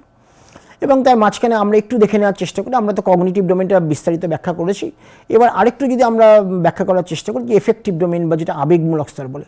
কারণ এটা আমাদের বুঝতে হবে যে শিক্ষাটা কিন্তু কোনো যান্ত্রিক কোনো কর্মসূচি না, এখানে কিন্তু আমাদের মানে মানসিক যে অংশগ্রহণ, সেই অংশগ্রহণটাও কিন্তু খুব জরুরি আর কি। এবং সেখানে প্রথম যে জায়গাটা আমরা লক্ষ্য করেছি সেটা হচ্ছে রিসিভিং, যে আমি কোনো একটা জিনিসকে রিসিভ করতে পারছি কিনা, এটা কিন্তু বড় একটা ব্যাপার। Receiving of any particular stimulus, কোনো একটি বিষয়ে আমি কতটা আমি অ্যাওয়ার আমি সেই বিষয় সম্পর্কে আর কি, সেটা হচ্ছে রিসিভিং বা অ্যাটেন্ডিং। এবং আমরা বলেছি যে তখনই আমি রিয়্যাক্ট করবো ক্লাসরুম সিচুয়েশনে, আমি তখনই রিয়্যাক্ট করবো কখন, যখন আমি কোনো একটা জিনিস রিসিভ করতে পারছি। এই রিসিভিংয়ের ফলে আমি কিন্তু কার্যত কিন্তু আমি কিন্তু এবল টু রেসপন্ডিং, আমি রেসপন্স করবো কখন, যখন আমার সেই জায়গাটায় সেই অ্যাওয়ারনেস থাকবে, আমার সেই উইলিংনেস থাকবে, একটা গ্রহণের ইচ্ছেটা আমার থাকবে, এবং একটা নিয়ন্ত্রিত বা নির্বাচিত মনোযোগ আমি যখন সেই বিষয়ের মধ্যে দিতে পারছি আর কি। সুতরাং এটা কি রিসিভিং বা অ্যাটেন্ডিং, তারপর রেসপন্ডিং একই রকমভাবে আমি তখন রেসপন্স করছি। আমরা খুব স্বাভাবিকভাবে একটা জিনিস আমার ভালো লাগছে আর কি, আমি অবশ্যই রেসপন্স করবো না, আমি তো তখন সেটাকে সাড়া দেবো, আমি তখন সেটাকে বা আমার সেই উইলিংনেস থাকবে, সাড়া দেওয়ার প্রতি আমার সেই ইচ্ছেটা তখন সেখানে থাকবে না। কারণ কি, আমি তার মধ্যে দিয়ে আমার একটা স্যাটিসফ্যাকশন থাকে, তার মধ্যে আমার একটা তৃপ্তি থাকে, তাই না? সুতরাং এটা বুঝতে হবে যে এটা কিন্তু পরস্পর পরিপূরক। তার ফলে আমি যদি মানসিক দিক থেকে যদি আমার গ্রহণ করার ইচ্ছে থাকে, তাহলে কিন্তু আমার সেই রিসিভিং এবং রেসপন্ডিং কিন্তু খুব স্বাভাবিকভাবে পাশাপাশি চলবে। এবং আমার মনে হয় এরকম কোনো শিক্ষা হয়ই না যেখানে আমার রেসপন্স নেই, অর্থাৎ আমি রেসপন্স করছি না, তাহলে সেক্ষেত্রে কিন্তু আমার সেই শিক্ষাটা কিন্তু ঠিক হলো না। সেটা আর কি আমরা দেখেছি না, যে 7, 8, 9, 10 অনেক সময় শিক্ষা আমরা দেখেছি, এমনকি কলেজ স্তরে আমরা দেখেছি বহু ছেলে মেয়ে পালিয়ে যায়। আমরা এটাকে বলি এসকেপিং, তার একটা আমরা বলি যে একটা তার এরকম একটা অ্যাটিটিউড আর কি, এসকেপিং। এবং কার্যত এসকেপিংটা এক ধরনের একটা ইমোশন আর কি, এসকেপিং, আমি এসকেপ করছি। কিন্তু এসকেপিং কারণটা কি? কারণটা কিন্তু এসকেপিংয়ের কারণটা কিন্তু ফিয়ার, মানে কোনো একটা জিনিসে ভয় পাচ্ছি, কোনো একটা জিনিসকে আমার ভীতি হচ্ছে, কোনো একটা জিনিসে ভীতি হচ্ছে। মানে কি, ধরে যাক আমার অঙ্কে ভীতি জন্মগ্রহণ করছে, অঙ্কটা আমি পছন্দ করছি না, যদি পছন্দ আমি না করি আমি কখনো রেসপন্ড করবো না। কিন্তু বুঝতে হবে এটা আর কি, যে আমার একটা শ্রেণীকক্ষে আমি যখন ব্লুমকে অ্যাপ্লাই করছি, আমার কিন্তু এই ধরনের একটা শ্রেণীকক্ষের পরিবেশ দরকার, যাতে করে স্টুডেন্টরা রিসিভ করতে পারে অ্যান্ড প্রপারলি রেসপন্ডিং, ঠিক আছে? এবং রেসপন্ড করলে তখন কিন্তু সে পালাবে না। কিন্তু আমরা বলি না যে স্টুডেন্টটা পালিয়ে গেল, মানে বুঝতে হবে সে একটা স্টুডেন্ট শুধু পালাচ্ছে না, কিন্তু সেখানে শিক্ষক হিসেবে কিন্তু আমিও কিন্তু প্রশ্নচিহ্নের সম্মুখীন, সেটা আর কি, ঠিক আছে? সুতরাং বুঝতে হবে যে রিসিভিং অ্যান্ড রেসপন্ডিং কিন্তু এতটাই গুরুত্বপূর্ণ। তারপরে আমরা যেটা লক্ষ্য করলাম আর কি, আমার যখন রেসপন্সটা যখন সঠিক হবে আর কি, তখন কিন্তু আমি ক্রমশ সেই জিনিসটাকে আমি মূল্যায়ন করতে শিখছি, অর্থাৎ সেটা আমার একটা পার্ট অফ আমার একটা সিস্টেমে সেটা পরিণত হচ্ছে। অর্থ হচ্ছে এরকম, তাহলে যে অঙ্কের প্রতি আমার একটা ভালো লাগা তৈরি হলো আর কি। তো অঙ্কের প্রতি ভালো লাগা তৈরি হওয়া মানেটাকে অর্থ হচ্ছে এটা আমি আস্তে আস্তে সেটাকে মূল্য দিতে শুরু করছি আর কি। এটা বুঝতে হবে, সেটাকে মূল্য দিতে শুরু করছি। সুতরাং এই হিসেবে আমরা বলবো যে শ্রেণীকক্ষে কিন্তু ব্লুম এই কারণে এতটা গুরুত্বপূর্ণ, যে এই সেন্সটা কিন্তু আমার থাকতে হচ্ছে। যদি আমি কোনো একটা জিনিসের মধ্যে রিসিভিং থাকে, আমার কোনো একটা জিনিসের প্রতি যদি রেসপন্স থাকে, মানে প্রতিক্রিয়া থাকে, আমি ক্রমশ তাকে মূল্যায়ন করতে শিখছি, এবং সেটা কোনো একটা সময় কিন্তু আমি কনসেপচুয়ালাইজ করতে পারছি, আমি ধারণায় আমি রূপান্তরিত করতে পারছি, এবং শেষ পর্যন্ত পার্ট অফ মাই অর্গানাইজেশন। অর্থাৎ এখন কিন্তু আমি অঙ্ক পারি, তাহলে আমি কখন এটা ক্লেম করছি যে আমি অঙ্কের প্রতি আমার একটা ভালোবাসা আছে, অঙ্কের প্রতি আমার একটা দায়বদ্ধতা আছে, অঙ্কের প্রতি আমার একটা আগ্রহ আছে, কখন আমি বলছি, যখন আমি এইরকমভাবে আমি রিসিভ করছি, আমি রেসপন্স করছি, আমি ভ্যালুইং করছি, আমি শেষ পর্যন্ত এটা আমার পার্ট অফ মাই ক্যারেক্টার। আমরা অনেক সময় বলি না যে হ্যাঁ এই ছেলেগুলো অঙ্কে খুব ভালো, বা এই মেয়েরা অঙ্কে খুব ভালো, বা আমরা এরকমভাবে বলি যে ইতিহাসে ওরা খুব ভালো। অর্থাৎ এই যে ভালো মন্দের যে বিচার বিশ্লেষণ আমরা যখন করছি, তখন বুঝতে হবে সেটা কিন্তু তার একটা পার্ট অফ হিজ আর হার ক্যারেক্টারের সাথে কিন্তু রূপান্তরিত হচ্ছে, ঠিক আছে? ন্যাচারালি এটা কিন্তু একটা বড় একটা জায়গা। এবার আমরা সাইকোমোটর ডোমেনটাতে আমরা আসবো। আমরা কিন্তু অনেকটা সাইকোমোটর ডোমেন আগেও আমরা আলোচনা করেছি। এবার সেখানে আমরা বুঝতে হবে যে যখন সাইকোমোটর ডোমেন হচ্ছে আমাদের একটা বিভিন্ন অঙ্গ প্রত্যঙ্গের মধ্যে একটা সমন্বয়ের একটা ধারণার উপর ভিত্তি করে এটা গঠিত হয়েছে। এর উদ্দেশ্যগুলো হলো মানসিক এবং আমাদের যে বিভিন্ন রকম যে পেশিক্রিয়া এবং শরীরের বিভিন্ন অংশ দ্বারা সঞ্চালিত বিভিন্ন যে পেশির যে কার্যকলাপ, তার মধ্যে একটা সমন্বয় সাধন করা, ঠিক আছে? সুতরাং এটা সাইকোমোটর ডোমেন। এটা আমরা কিন্তু যেটা আমরা অলরেডি ইমিটেশন সহ এই পয়েন্টগুলো আমরা আলোচনা করেছি। আমাদের একটা জিনিস শুধু বুঝতে হবে যে এটা কিন্তু কার্যত ফর স্কিল ডেভেলপমেন্ট, সেটা কিন্তু দক্ষতা বিকাশের বিভিন্ন পর্যায়গুলি কিন্তু আমরা এইভাবে কিন্তু আলোচনা করছি, ঠিক আছে? দক্ষতা বিকাশের, এবং সেই বিকাশে কীরকম হবে, যখন যে শিক্ষার্থী একটি পর্যবেক্ষণযোগ্য ক্রিয়াকলাপের মুখোমুখি হয়, তখন সেই ক্রিয়া যার মধ্যে একটা অনুকরণ বোধ থাকবে আর কি, সেই ইমিটেশন করতে তখন কিন্তু সে শুরু করে, ঠিক আছে? সুতরাং অনুকরণ হলো প্রথম স্তর। দ্বিতীয়টি আমরা বলেছি ম্যানিপুলেশন, অর্থাৎ দক্ষতা অর্জনের পাশাপাশি আমরা কি করছি, আমরা কিন্তু এটাকে তখন কর্ম সম্পাদন কিন্তু করতে আমরা পারছি। সুতরাং that is how we can manipulate, এবং প্রিসাইজ করতে পারছি একটা বিভিন্ন কাজের যে পরিমার্জনা, বিভিন্ন কাজের যে পুনরুৎপাদন, সেই জায়গাটা আমরা অনেকটা কার্যকরী আমরা হতে পারছি এই যথার্থকরণ বা প্রিসিশনের মধ্য দিয়ে। এবং আর্টিকুলেশন বা গ্রন্থিকরণ, যেটাকে আমরা বলি আর কি, তার বড় একটা উদ্দেশ্য হচ্ছে এইটা, যে আমাদের বিভিন্ন রকমের যে কর্মসূচিগুলো আছে, আমাদের কার্যসূচি যেগুলো আছে, তার মধ্যে একটা পারস্পরিক সমন্বয় সাধন, যে শিক্ষার্থীরা একযোগে এবং ক্রমানুসারে কয়েকটা সম্পর্কিত কাজ সম্পাদন করার জন্য বিভিন্ন রকমভাবে তারা কিন্তু কোনো একটা বিষয়কে আর্টিকুলেট করতে পারছে, বা সে বিভিন্ন পরিকল্পনার মধ্য দিয়ে সেটাকে কাজে রূপান্তরিত করতে পারছে, সেটা আর কি। এবং ন্যাচারালাইজেশন আমরা বলেছি, যেমন আমরা লক্ষ্য করবো যে, যেমন ধরে যাক একটা এক্সাম্পল, যে দৃষ্টান্ত যদি আমরা দিই, আমরা দেখবো যে পাহাড়ি এলাকায় যারা ড্রাইভার গাড়ি চালায় আর কি, তারা দেখবো যে আমরা যেমন পাহাড়ি এলাকায় যখন চলি আমাদের বেশ ভয় লাগে আমাদের আর কি। কেন ভয় লাগছে? কারণ আঁকা বাঁকা বিভিন্ন রকমের বা নানা রকম বাঁক, সে ভালোভাবে দেখা যায় না, একদিকে খাত। কিন্তু যখন একটা পাহাড়ি ড্রাইভার যখন চালায় সে কিন্তু ন্যাচারাল, তার ভিতরে কোনো রিয়াকশান কিন্তু নেই। কিন্তু কারণ হচ্ছে তার এই দক্ষতাটা কিন্তু তার একটা ন্যাচারাল একটা কিন্তু তার এফিসিয়েন্সিতে পরিণত। এবং আমরা বলবো যে শিক্ষার ক্ষেত্রে ঠিক সেই রকম, যে কোনো একটা বিষয়ে আমাদের আত্মীকরণ হতে হতে হতে হতে একসময় কিন্তু পার্ট অফ মাই নেচার, ন্যাচারালাইজেশনে কিন্তু সেটা পরিণত হচ্ছে সেটা আর কি। এবার দেখা যাক ট্যাক্সোনমি অফ টিচার এডুকেশন। আমরা প্রাথমিকভাবে যেটার উপর ভিত্তি করেই টিচার এডুকেশন, আমাদের আজকের আলোচনার উদ্দেশ্য কিন্তু ট্যাক্সোনমি অফ টিচার এডুকেশন। কিন্তু এটা বলতে গিয়ে কেন আমরা ব্লুমকে নিয়ে এলাম, কারণ আমাদের টিচার এডুকেশন কিন্তু এডুকেশন থেকে মানে কোনো আলাদা কোনো স্বতন্ত্র বিষয় নয়। কিন্তু টিচার এডুকেশনটা কিন্তু একটা এডুকেশনেরই একটা অংশ আর কি, সেটা আর কি, যেটা বৃহত্তর জায়গা এডুকেশন, তারই একটা প্রয়োগমূলক একটা অংশ হচ্ছে টিচার এডুকেশন। এবং যার একটা বড় অংশ আমরা বলেছি আজকের দিনে যে টিচার এডুকেশন কেন, এবং টিচার এডুকেশনের ক্ষেত্রে আমাদের যে মূল্যায়ন সেটা হলো এই অনেক ক্ষেত্রে বিভিন্ন রকম। আমরা জানি যে মালব্য মিশন আমরা নিয়েছি আর কি, মালব্য গোটা ভারতবর্ষে কার্যকরী হচ্ছে মালব্য মিশন। আমরা বিভিন্ন রকম ইন সার্ভিস টিচার এডুকেশনের কর্মসূচি নিয়েছি, আমরা বিভিন্ন রকমভাবে প্রি সার্ভিস টিচার এডুকেশনের কর্মসূচি নিয়েছি। কিন্তু প্রশ্ন হচ্ছে তার প্রকৃত উদ্দেশ্যটা কি আর কি। শিক্ষক শিক্ষণ যেরকম একটা রাষ্ট্রের স্ট্যান্ডার্ড সেরকম, এবং বলা হয় যে একটা রাষ্ট্র কখনোই একজন শিক্ষকের স্ট্যান্ডার্ডের উপরে তার যাওয়ার ক্ষমতা নেই আর কি।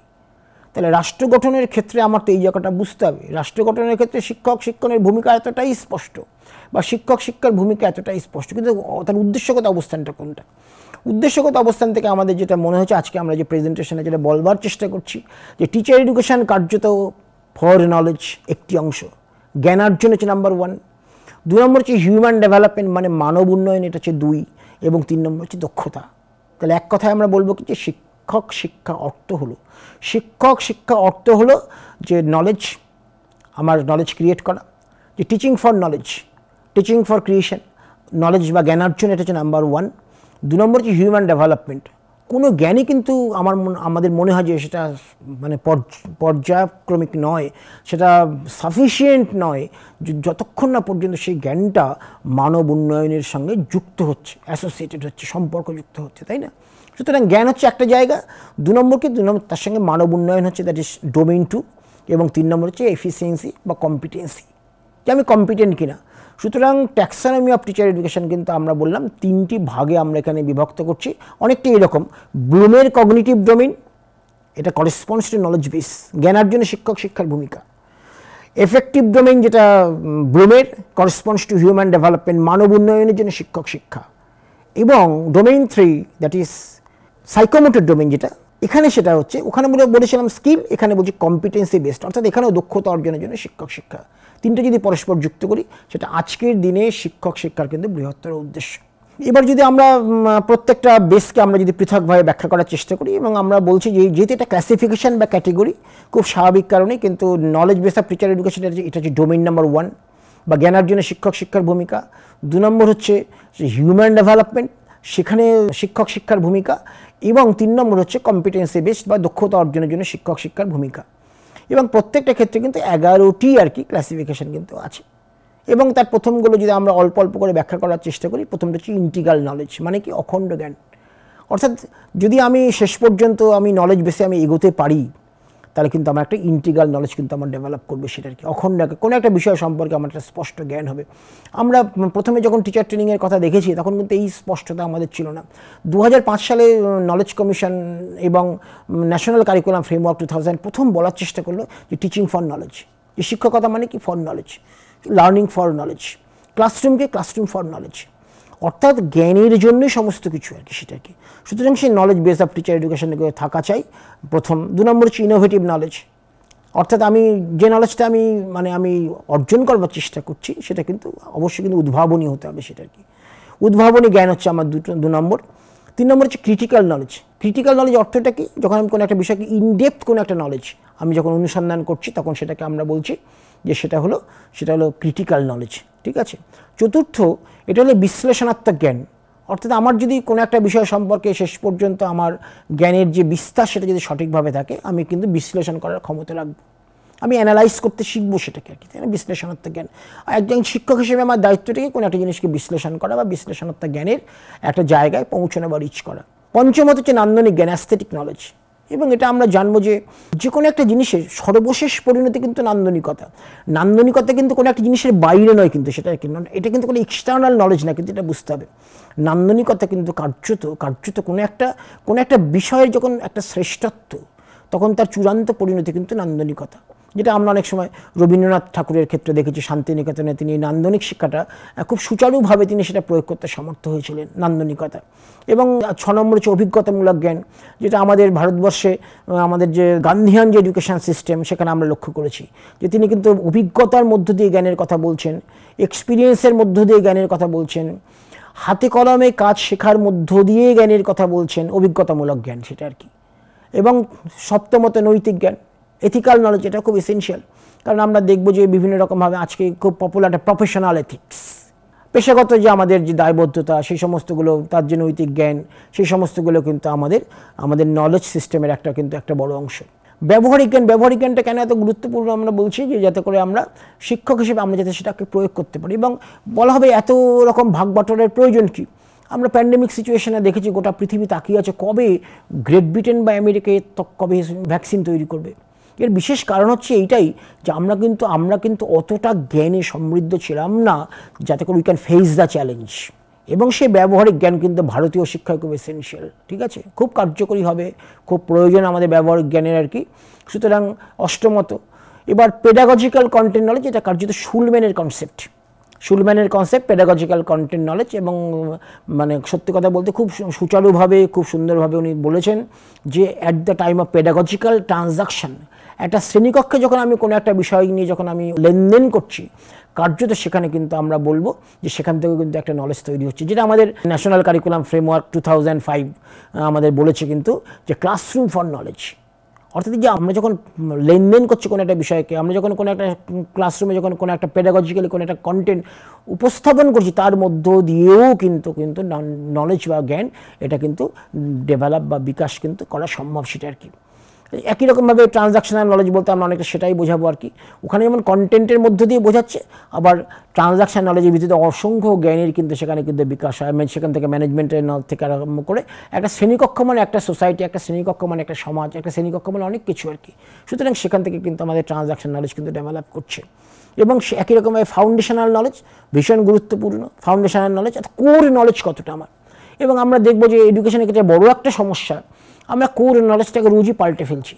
2009 সালে আমরা দেখলাম যে এনসিটি কতগুলো প্রস্তাবনা করলো সাবজেক্ট, এবং আমরা মনে মনে অ্যাপ্রিসিয়েটও করেছিলাম 9 সালে যেটুকু হয় এডুকেশন অ্যান্ড ডেভেলপমেন্ট। তারপরে এই ধরনের বেশ কিছু বিষয়বস্তু ছিল, লার্নার অ্যান্ড লার্নিং, অর্থাৎ অন্য সাবজেক্টগুলোর থেকে বেরিয়ে আমরা কতগুলো কোর একটা বিষয়কে উত্থাপন করার চেষ্টা করলাম। পরবর্তীকালে দেখলাম সেগুলো সমস্তই পাল্টে গেল। কিন্তু পরবর্তীকালে আমার যেটা মনে হয়েছে যে 2014 যে কারিকুলাম ফ্রেমওয়ার্ক, সেই ফ্রেমওয়ার্কের মধ্যে বেশ একটা ত্রিমাত্রিক একটা কিন্তু বার্তা সেখানে দেওয়া ছিল, যে পার্সপেক্টিভ অফ নলেজ থাকবে, সেখানে ইপিসি এনহ্যান্সিং প্রফেশনাল ক্যাপাসিটি থাকবে, পেডাগজি কারিকুলাম থাকবে। এই 2014 কারিকুলাম ফ্রেমওয়ার্কটা কিন্তু ফাউন্ডেশনের একটা বার্তা আছে। আরেকটি বার্তাও আছে যেটা আমাদের এডুকেশন নেটের ক্ষেত্রে আমরা দেখছি 10টা বিভিন্ন রকম ক্যাটাগরিতে এডুকেশনটা বিভক্ত। সেটা আমার মনে যথেষ্ট আমার কাছে মনে হচ্ছে গুরুত্বপূর্ণ। এবং সেখান থেকেও কিন্তু এই ধরনের ফাউন্ডেশন নলেজ, কিন্তু একটা বিষয় মনে রাখতে হচ্ছে, একটা জায়গায় ফাউন্ডেশনটা নির্দিষ্ট করতে হবে যে এডুকেশন মানে 10টা সাবজেক্ট, এডুকেশন মানে 8টা সাবজেক্ট। হ্যাঁ, তারপরে পরিবর্তন হবে, ফাউন্ডেশন কোর ছাড়া বাকি বিষয়ের পরিবর্তন হবে, তাই না? আমরা যেমন দেখেছি ন্যাশনাল এডুকেশন পলিসি 8টা ভাগে বিভক্ত, তার একটা ভাগ হচ্ছে কোর।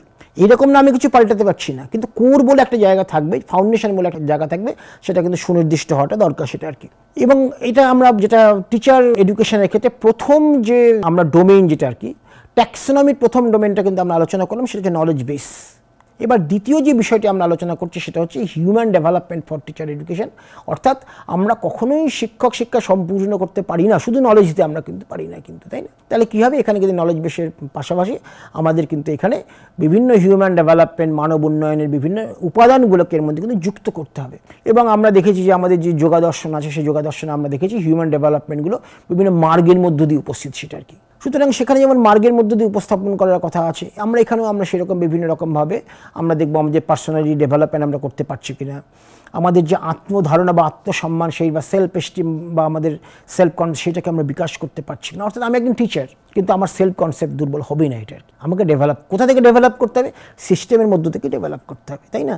আমার ইমোশনাল অ্যাওয়ারনেস, আমি ইমোশনটাকে কন্ট্রোল করতে পারছি কি পারছি না, আমি অন্যের যে ইমোশন তাকে নিয়ন্ত্রণ করতে পারছি কি পারছি না, সমব্যথী হতে পারছি কি পারছি না, হ্যাঁ, এগুলো বুঝতে হবে।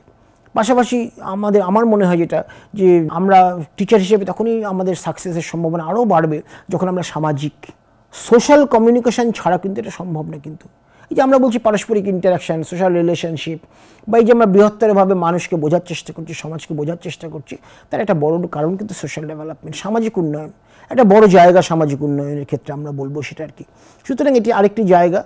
এবং তারপরে আমরা দেখব যে ভ্যালুজ অ্যান্ড বিলিফস, একজন শিক্ষক তার নিজস্ব কিছু ভ্যালুস থাকবে, মূল্যবোধ থাকবে, এবং যেটা আমরা অনেক সময় আমরা আধুনিককালে আমরা বলেছি যে প্রফেশনাল এথিক্স, প্রফেশনাল কমিটমেন্ট, যে আমাদের কতগুলো কমিটমেন্ট আছে, commitment towards institution, commitment towards learners, commitment towards institution, এগুলো আমার আছে কি নাকি, আমি কতটা বিশ্বাস করি, কতটা বোধ, এবং সেই বিশ্বাসের জায়গাটা আমি কতটা কার্যকরী করতে পারছি আমার প্রাতিষ্ঠানিক পরিবেশ, এটা একটা বড় একটা গুরুত্বপূর্ণ জায়গা কিন্তু হবে। কিন্তু এটা প্রসঙ্গে আমাদের খুব ভাবনাটা খুব জরুরি সেটা আর কি। এই জন্য নেক্সট আমরা দেখেছি কমিটমেন্টটা, আমরা অলরেডি বলেছি কমিটমেন্ট ইজ ভেরি এসেনশিয়াল, যে আমি আমার অঙ্গীকারটা কতটা রাখতে পারছি প্রাতিষ্ঠানিক পরিবেশে, ঠিক আছে, অঙ্গীকার গেল। এবং next resilience and coping skills, যে আমাদের আজকে কিন্তু আমার কিন্তু এই বিভিন্ন রকম যে সমস্ত আমাদের সমস্যা আছে, যে সমস্ত সমাধান আছে, সেগুলো কিন্তু মোকাবিলার করার মতো পরিস্থিতি আমার থাকতে হবে আর কি। আমাদের বিভিন্ন, যেমন আমাদের খুব কমন এখন যে শিক্ষার্থীদের মধ্যে, শিক্ষকদের মধ্যে বিভিন্ন আমরা স্ট্রেসের শিকার, আমরা সেটা কোপিং করতে পারছি কি পারছি না, কতটা রেজিস্ট করতে পারছি, এই জায়গাটা কিন্তু আমাদের নিশ্চিত করতে হবে সেটা আর কি। এবং পাশাপাশি এমপ্যাথি অ্যান্ড কম্প্যাশন, সহানুভূতি এবং সমবেদনা, অর্থাৎ মানেটা হচ্ছে এই যে আমি একজন লার্নারকে বুঝতে পারছি কিনা।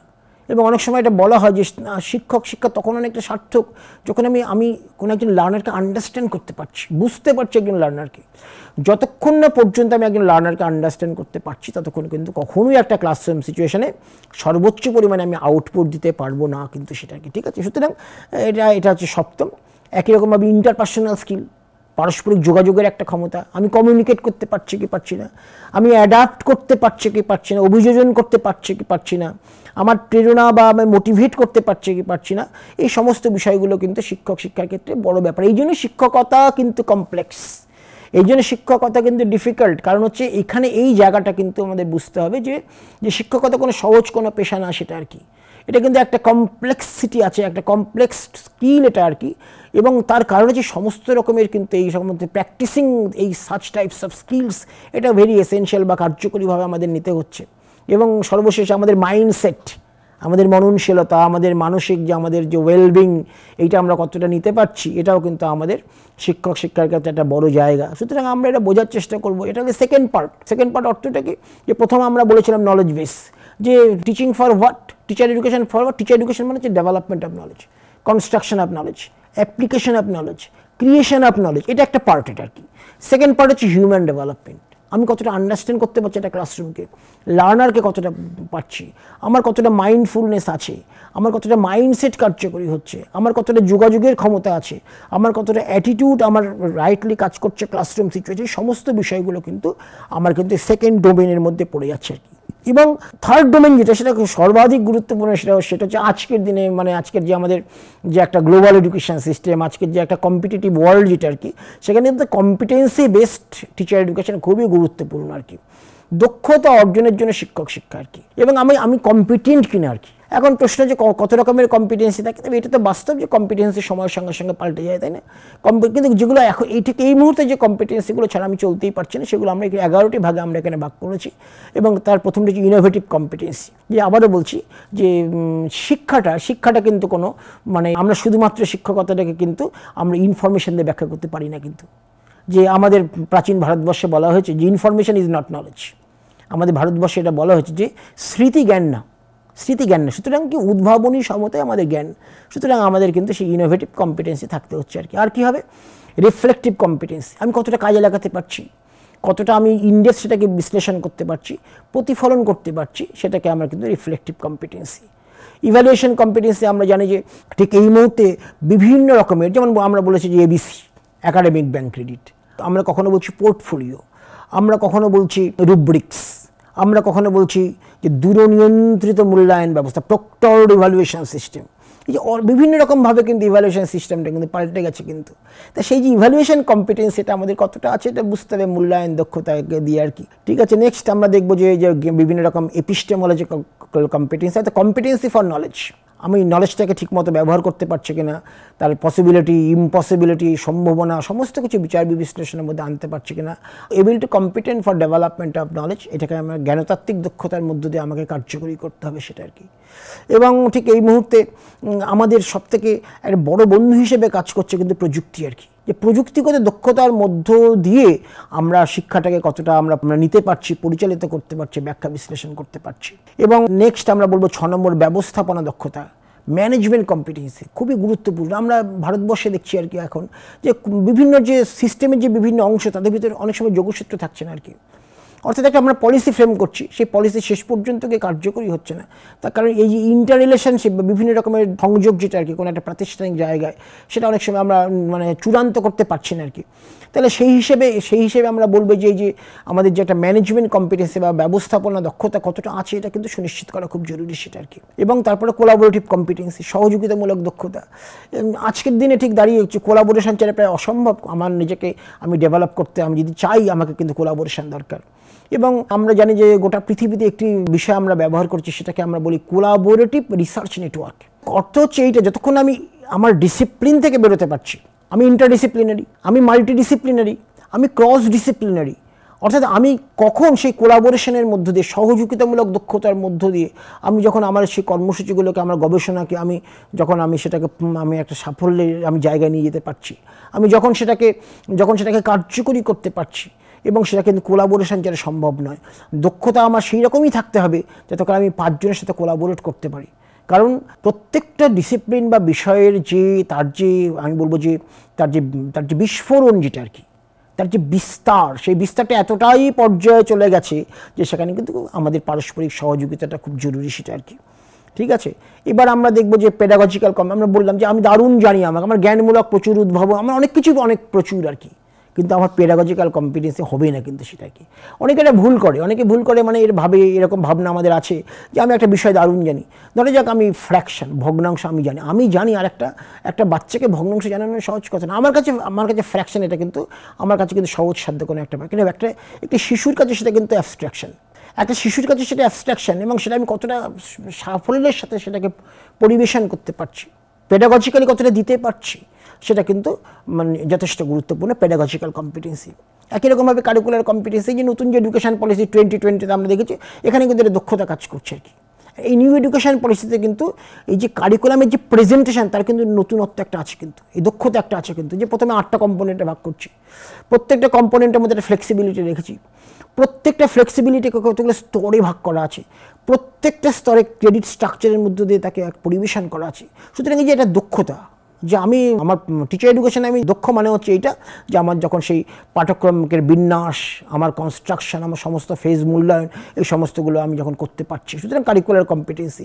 এবং বিহেভিয়ারাল কম্পিটেন্সি বলতে আমরা এরকমই বোঝাবো যে বিহেভিয়ারাল কম্পিটেন্সি বলতে আমরা বোঝাবো যে আমাদের যে বিহেভিয়ারাল প্যাটার্ন, আমাদের যে বিভিন্ন রকমভাবে পার্সোনালিটি প্যাটার্ন, যেগুলো আমরা অলরেডি আলোচনা করেছি আর কি, তবুও বিহেভিয়ারাল প্যাটার্নে একটা অন্যরকম কম্পিটেন্সি আছে। একজনের লেকচার 5 জন শুনছে, আরেকজনের লেকচার 5 জন শুনছে না, বিষয়বস্তুটা একই আর কি।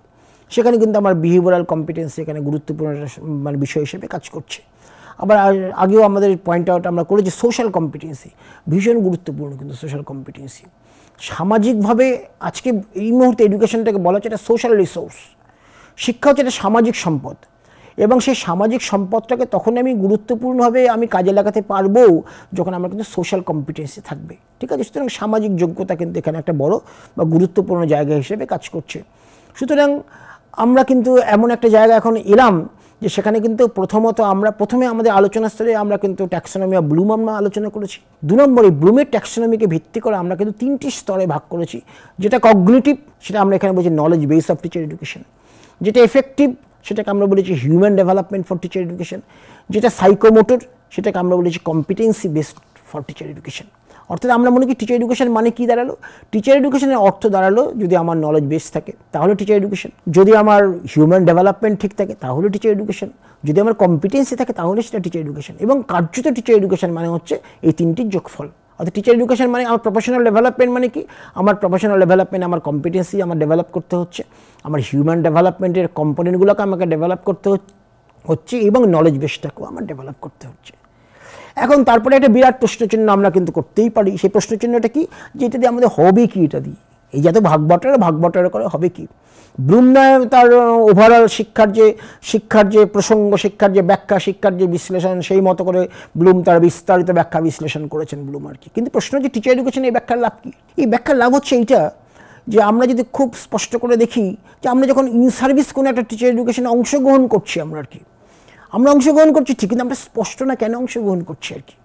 যে আমি একটা ওয়ার্কশপে পার্টিসিপেট করলাম, এটা কি পার্টিসিপেশনের জন্য আমার কম্পিটেন্সি, না আমার কম্পিটেন্সিটা কি বা আমার এখানে গ্রহণযোগ্যতাটা কি, আমার এখানে উদ্দেশ্যটা কি, এটা কিন্তু স্পষ্ট না। তা সেই কারণে আমরা যেটা মনে করছি এটাকে, এই যে বিভিন্ন যে ভাগ বাটোয়ারাটাকে, এটাকে যদি আমরা প্রয়োগমূলক একটা অবস্থান থেকে ব্যাখ্যা করি তখন সেই ব্যাখ্যাটা কিন্তু অনেকটা স্পষ্ট হয়। সেই ব্যাখ্যাটা কি ব্যাখ্যা, সেই ব্যাখ্যাটা হচ্ছে আমরা প্রথমত বলছি যে এই যে তিনটি বৃহত্তর ক্লাসিফিকেশন, এটা যদি আমরা দুটো মডেল আকারে প্রকাশ করি, অর্থাৎ একটাকে বলছি আমরা in service teacher education model, এবং যেটাকে আমরা বলেছি model based on competency oriented model. সেটা ইন সার্ভিসে মানে কর্মরত অবস্থায় যে সমস্ত বিষয়ের প্রয়োজন হচ্ছে। এখানে আমরা যদি ছবিটা আমরা দেখি তাহলে দেখব তিনটি স্তরে এটা বিভক্ত আছে এবং এটা কিন্তু হায়ারার্কিক্যাল একটা অবস্থান আছে। যে ফার্স্ট ফেজ, প্রথম ফেজটা কি, প্রথম ফেজটা কিন্তু যেখানে প্রায়োরিটি দিচ্ছি কম্পিটেন্সিটা কি, দক্ষতাটা হচ্ছে আমার, অর্থাৎ আমি যখন কর্মরত তখন আমার অনেক বেশি ডিমান্ড কিন্তু দক্ষতার আর কি। সুতরাং সেখানে কম্পিটেন্স হচ্ছে প্রায়োরিটি, হচ্ছে নাম্বার ওয়ান। হোয়ারাস নলেজ বেসটা দেখুন, নলেজ বেসের 11টি পয়েন্টই দরকার, কিন্তু সেটাকে আমরা কিন্তু বলেছি রিভার্সড। অর্থাৎ কম্পিটেন্সি প্রায়োরিটি যদি কম্পিটেন্সি যদি 1 নম্বরে থাকে, প্রথমে থাকে, 2 নম্বরে কিন্তু চলে যাচ্ছে, সেকেন্ড ফেজটা কিন্তু নলেজ বেস। এবং 3 নম্বরে দেখবো হিউম্যান ডেভেলপমেন্ট, এটি কিন্তু আমরা বলছি আনঅল্টার্ড, এর কিন্তু কোনো পরিবর্তন কিন্তু হচ্ছে না। তাহলে প্রশ্ন হচ্ছে, তাহলে আমি ইন সার্ভিস টিচার এডুকেশনে এই ধরনের পরিকল্পনার উদ্দেশ্য হচ্ছে এইটা, যাতে করে প্রত্যেকটা কম্পিটেন্সিকে আমরা স্পষ্ট করে ব্যাখ্যা করতে পারি। যেমন ফর এক্সাম্পল ধরা যাক যে আমার পেডাগজিক্যাল কম্পিটেন্সি আছে, তার মানে এই না আমার কিন্তু প্রযুক্তিগত আমার কম্পিটেন্সি আছে, দক্ষতা আছে, তার মানে কিন্তু এই না যে আমার ম্যানেজমেন্টের কম্পিটেন্সি আছে। তাহলে আমরা যেটা সুপারিশ করছি সেটা হচ্ছে এই মডেলের মধ্য দিয়ে যে কম্পিটেন্সিগুলোকেও ওয়েল ডিফাইন্ড হতে হবে, কম্পিটেন্সির করেসপন্ডিং কোর্সগুলো খুব দরকার। অর্থাৎ আমরা যেটা দেখছি ভারতবর্ষের বিভিন্ন জায়গায় ইউজিসির নির্দেশ আছে বহুদিনের, যে সেখানে প্রযুক্তিগত জায়গার সঙ্গে শিক্ষাটাকে আমি যাতে করে কোলাবোরেট করতে পারি, কিন্তু হচ্ছে না সেখানে আর কি। অর্থাৎ সেখানে শিক্ষার ক্ষেত্রেও শুধুমাত্র এরকম একটা কোর্স হতে পারে যেটা হচ্ছে যে কম্পিটেন্সি বেসড অন, বা কোনো কোর্স বেসড অন শুধুমাত্র পেডাগজিক্যাল কম্পিটেন্সি, কোনোটা শুধুমাত্র যেটা আর কি টেকনোলজিক্যাল কম্পিটেন্সি, সেটা কোনোভাবে অন্য যে সমস্ত কম্পিটেন্সির কথা আমরা বলেছি সেই কোনো না কোনো কম্পিটেন্সি একটা স্পেশালাইজড কোর্স হিসেবে আমরা যখন সেটাকে মূল্যায়ন করছি বা ভাববার চেষ্টা করছি। সুতরাং কম্পিটেন্সি ওরিয়েন্টেড মডেলের উদ্দেশ্যটা কি, যে যখন আমি ইন সার্ভিস টিচার এডুকেশনের কোনো একটা মডেল আমরা ভাববার চেষ্টা করছি, তার দক্ষতা বিকাশের কথা আমরা ভাববার চেষ্টা করছি, সেখানে প্রায়োরিটি আমরা দেবো কোনটাকে, আমরা দেবো কম্পিটেন্সিকে। প্রথমত কম্পিটেন্সি, সেকেন্ড ফেজ আমরা হচ্ছে নলেজ বেস, এবং তৃতীয়ত হচ্ছে হিউম্যান ডেভেলপমেন্ট। এই তিনটিকে যদি একত্রিত করি, এই তিনটিকে যদি আমরা পরস্পর যদি আমরা সংযুক্ত করি, তাহলে কিন্তু আমরা একটা মডেল পেতে পারি যেটাকে বলা হচ্ছে কম্পিটেন্সি ওরিয়েন্টেড মডেল। ঠিক আছে, কম্পিটেন্সি কেন, because priority is given on competency. ঠিক আছে, এবং দক্ষতাকে যেহেতু বিকাশের এখানে সর্বোচ্চ মাপকাঠি বলে আমরা মনে করছি, সেই জন্য এখানে কিন্তু এটা দরকার। এবং আমরা জানি যে ভারতবর্ষের যে বিভিন্ন যে কর্মসূচিগুলো এই মুহূর্তে আছে, ন্যাশনাল এডুকেশন পলিসিতে কিন্তু সর্বাধিক গুরুত্ব আরোপ করা হচ্ছে স্কিল ডেভেলপমেন্টের উপর আর কি। এবং আমরা যদি তার যে কারিকুলামটাকে যদি একটু অ্যানালিসিস করে দেখব যে সেখানে প্রায় 40% দেখবো আমরা কম্পোনেন্ট বেসড অন ভোকেশনাল শিক্ষা, সেখানে কারিগরি শিক্ষার কথা সেখানে বলা আছে, বিভিন্ন রকমের ভোকেশনাল এডুকেশনের কথা সেখানে বলা আছে, বিভিন্ন রকমের স্কিল এনহ্যান্সমেন্ট কোর্সের কথা সেখানে বলা আছে। অর্থাৎ যেখানে আমরা যে শিক্ষাটা আমাদের শিক্ষার্থীদের তাদের জীবন গঠনের ক্ষেত্রে কিন্তু কাজে লাগে। এমপ্লয়েবিলিটি একটা উদ্দেশ্য, এবং এমপ্লয়েবিলিটি কখনো সম্ভব না কিন্তু আমার কম্পিটেন্সি ছাড়া। ঠিক আছে, সুতরাং এটা হচ্ছে ইন সার্ভিস টিচার এডুকেশনের ক্ষেত্রে কিন্তু আমরা এইটাকে আমরা প্রয়োগ করতে পারি, অর্থাৎ ট্যাক্সোনমিটাকে আমরা প্রয়োগ করতে পারি। এবং দ্বিতীয়ত আমরা বলবো যে প্রি সার্ভিস, অর্থাৎ কর্মরত হবার আগের যে শিক্ষা আর কি, প্রি সার্ভিস টিচার এডুকেশন, সেখানেও কিন্তু আমরা এটা বলতে পারি নলেজ অ্যাকুইজিশন মডেল। সেখানে কিন্তু আমরা মনে করছি যে ফার্স্ট প্রায়োরিটি হচ্ছে নলেজ বেস, যে আমি সমস্ত নলেজ বেসগুলোকে আমি ডেভেলপ করতে পারছি কি পারছি না বা অ্যাকোয়ার করতে পারছি কি পারছি না। এবং আমরা যখন শর্ত সাপেক্ষে যখন প্রি সার্ভিস টিচার এডুকেশন আমি লার্নারদের দেবো আর কি, তখন কিন্তু আমার এটা মনে রাখতে হচ্ছে যে আমি এই সমস্ত রকমের কিন্তু নলেজ বেসগুলো কিন্তু লার্নারের কাছে পৌঁছানো খুব জরুরি। তাহলে সেখানে প্রায়োরিটি কোনটা? প্রায়োরিটি হচ্ছে নলেজ বেস। সেকেন্ড প্রায়োরিটি কোনটা? সেকেন্ড প্রায়োরিটি হচ্ছে কম্পিটেন্সি। প্রথমটা হচ্ছে আমার বেস হচ্ছে নলেজ, সেকেন্ডটা হচ্ছে কম্পিটেন্সি। আবারও বলছি, human development is constant. Human development আমরা প্রি সার্ভিসের ক্ষেত্রে যা রেখেছি, ইন সার্ভিসের ক্ষেত্রে সেটা রেখেছি, কিন্তু ইন্টারচেঞ্জ করছে কোনটা? ইন্টারচেঞ্জ করছে পারস্পরিক যে মানে পরিবর্তন যেটা হচ্ছে সেটা কোনটা? সেটা যখন pre service teacher education dominated by knowledge acquisition phase, আর যখন সেটা ফলোড বাই কম্পিটেন্সি, আর যখন সেটা in service teacher education model, যখন সেটা কম্পিটেন্সি বেসড মডেল, তখন সেখানে প্রায়োরিটিটা হচ্ছে আমি যেখানে গুরুত্ব দিচ্ছি সেটা হচ্ছে কম্পিটেন্সির উপর ফলোড বাই নলেজ বেস। কিন্তু দুটি ক্ষেত্রে কিন্তু হিউম্যান ডেভেলপমেন্টের জায়গাটা কিন্তু নির্দিষ্ট। সুতরাং আমরা যদি এইভাবে ব্যাখ্যা বিশ্লেষণের চেষ্টা করি যে ইন সার্ভিস টিচার এডুকেশন বা প্রি সার্ভিস টিচার এডুকেশন, যেটা শিক্ষক শিক্ষার একটা মূল ভিত্তি, কিন্তু সেই ভিত্তির জায়গাটা কিন্তু স্পষ্ট করে ব্যাখ্যা করা সম্ভব, স্পষ্ট করে বলা সম্ভব, যদি আমরা ট্যাক্সোনমি অফ টিচার এডুকেশনটাকে খুব সঠিকভাবে আমরা কাজে লাগাতে পারি। এবং এটি বুঝতে হবে আজকের আমাদের এই যে আলোচনা, এই আলোচনার একটা বৃহত্তর গুরুত্ব হচ্ছে এইটা যে যতক্ষণ না এডুকেশনটা ন্যাশনাল ডেভেলপমেন্টের পরিপূরক হচ্ছে, ততক্ষণ পর্যন্ত কিন্তু আমি কখনোই কিন্তু আউটপুট বেসড এডুকেশন আমি উপহার দিতে পারছি না। রাষ্ট্র গঠনের পরিপূরক হিসেবে আমি টিচার এডুকেশনকে কাজে লাগাতে পারছি না। সুতরাং এটা একটা এমন একটা কৌশল যেখানে কিন্তু প্রযুক্তিগতভাবে, যেখানে কিন্তু নীতিগতভাবে আমাকে কিন্তু সেই চেষ্টা করতে হবে। এখন আমরা অনেক সময় এরকমভাবে ব্যাখ্যা করেছি যে what do mean by skill. Skill মানে দুটো জিনিস, একটা হচ্ছে summation of competency and degree of competency. অর্থাৎ সেখানে কম্পিটেন্সি কখনো যোগ করছি, কখনো তার পরিমাণগত মাত্রাটাকেও বোঝার চেষ্টা করছি আর কি। সেই মাত্রাটা যদি আমরা শিক্ষক শিক্ষার মধ্যে নিয়ে আসতে পারি, তাহলেই দেখা যাবে যে আমরা কিন্তু আমরা উৎকর্ষতা ভিত্তিক যে টিচার এডুকেশন বা শিক্ষক শিক্ষা, সেরকম একটা পর্যায়ে কিন্তু আমরা নিয়ে যেতে পারবো। ঠিক আছে? সুতরাং আমাদের আজকের আলোচনা এইখানেই। আমরা কিন্তু আমাদের এই আলোচনা শিক্ষক শিক্ষার এই প্রসঙ্গ, তার উৎকর্ষতা, তার রিয়ালিটি, তার বাস্তবতা নিয়ে আমরা আজকে আলোচনা করলাম। আজ এই পর্যন্তই। শিক্ষক শিক্ষার শ্রেণীবিন্যাস, তার শ্রেষ্ঠত্ব এবং বাস্তবতা প্রসঙ্গে আজকের যে আলোচনা আমরা এখানেই শেষ করছি। এবং সকলকে আমাদের সঙ্গে থাকার জন্য ধন্যবাদ। আর আমরা এটা মনে করতে চাই যে শিক্ষক শিক্ষার এই যে বিস্তার, এই যে বিবরণ, এই যে বিন্যাস, এই বিন্যাসের মধ্য দিয়ে কিন্তু আমরা শিক্ষক শিক্ষা চাই যার মধ্য দিয়ে রাষ্ট্র গঠনের পরিপূরক হবে, ব্যক্তি গঠনের পরিপূরক হবে, এবং যেখানে শিক্ষক শিক্ষাটা কিন্তু একটা নির্দিষ্ট মাত্রায়, মানের এবং উৎকর্ষতার একটা পরিপূরক হিসেবে সেখানে কাজ করবে। এবং দীর্ঘদিন ধরে যে শিক্ষাটা আমরা শুরু করেছিলাম, শিক্ষার যে আমাদের যে বিন্যাস, আমাদের যে হিস্টোরিক্যাল পার্সপেক্টিভ, সেখানে আমরা লক্ষ্য করেছিলাম শুধুমাত্র ট্রেনিংয়ের মধ্য দিয়ে যাত্রা শুরু। কিন্তু আজকের দিনে কিন্তু এই মুহূর্তে কিন্তু এটা কিন্তু আর কোনো নির্দিষ্ট কিন্তু কৌশলের মধ্য দিয়ে বা ট্রেনিংয়ের মধ্য দিয়ে এটা আমরা বোঝাই না। এটা আমরা বোঝাচ্ছি একটা ব্যাপক একটা ডিসিপ্লিন হিসেবে, টিচার এডুকেশন একটা ডিসিপ্লিন হিসেবে, তার আত্মপ্রকাশের কৌশল হিসেবে আমরা মনে করছি। সুতরাং সেখানে কিন্তু আমাদের আজকের এই যে ট্যাক্সোনমি, এই শ্রেণীবিন্যাস, আমরা মনে করছি এর যদি সঠিক প্রয়োগ, সঠিক ভাবনা, সঠিকভাবে আমরা যদি এটাকে কাজে লাগাতে পারি, তাহলে এটা আমাদের কিন্তু আমাদের যে বিকাশ, আমাদের যে উৎকর্ষতা, তার পরিপূরক হবে। অসংখ্য ধন্যবাদ। এক ভারত শ্রেষ্ঠ ভারত, এই যে আমাদের যে প্রজেক্ট, যার উদ্দেশ্য হলো teacher education in regional language, অর্থাৎ মাতৃভাষার মধ্য দিয়ে বা লোকাল ল্যাঙ্গুয়েজের মধ্য দিয়ে এই যে একটা বিস্তার এডুকেশনের, সেটাকে গ্রহণযোগ্য আকারে করে তোলা। এই জন্য অসংখ্য ধন্যবাদ গুজরাট সরকারকে, এবং পাশাপাশি আমাদের যে Indian institute for teacher education, যারা আমাদের এই সুযোগ করে দিল, তাদেরকে অসংখ্য ধন্যবাদ যে এই ধরনের একটি প্রজেক্টে আমাদের অন্তর্ভুক্ত করবার জন্য। Many thanks to IITE Gujarat. Thanks.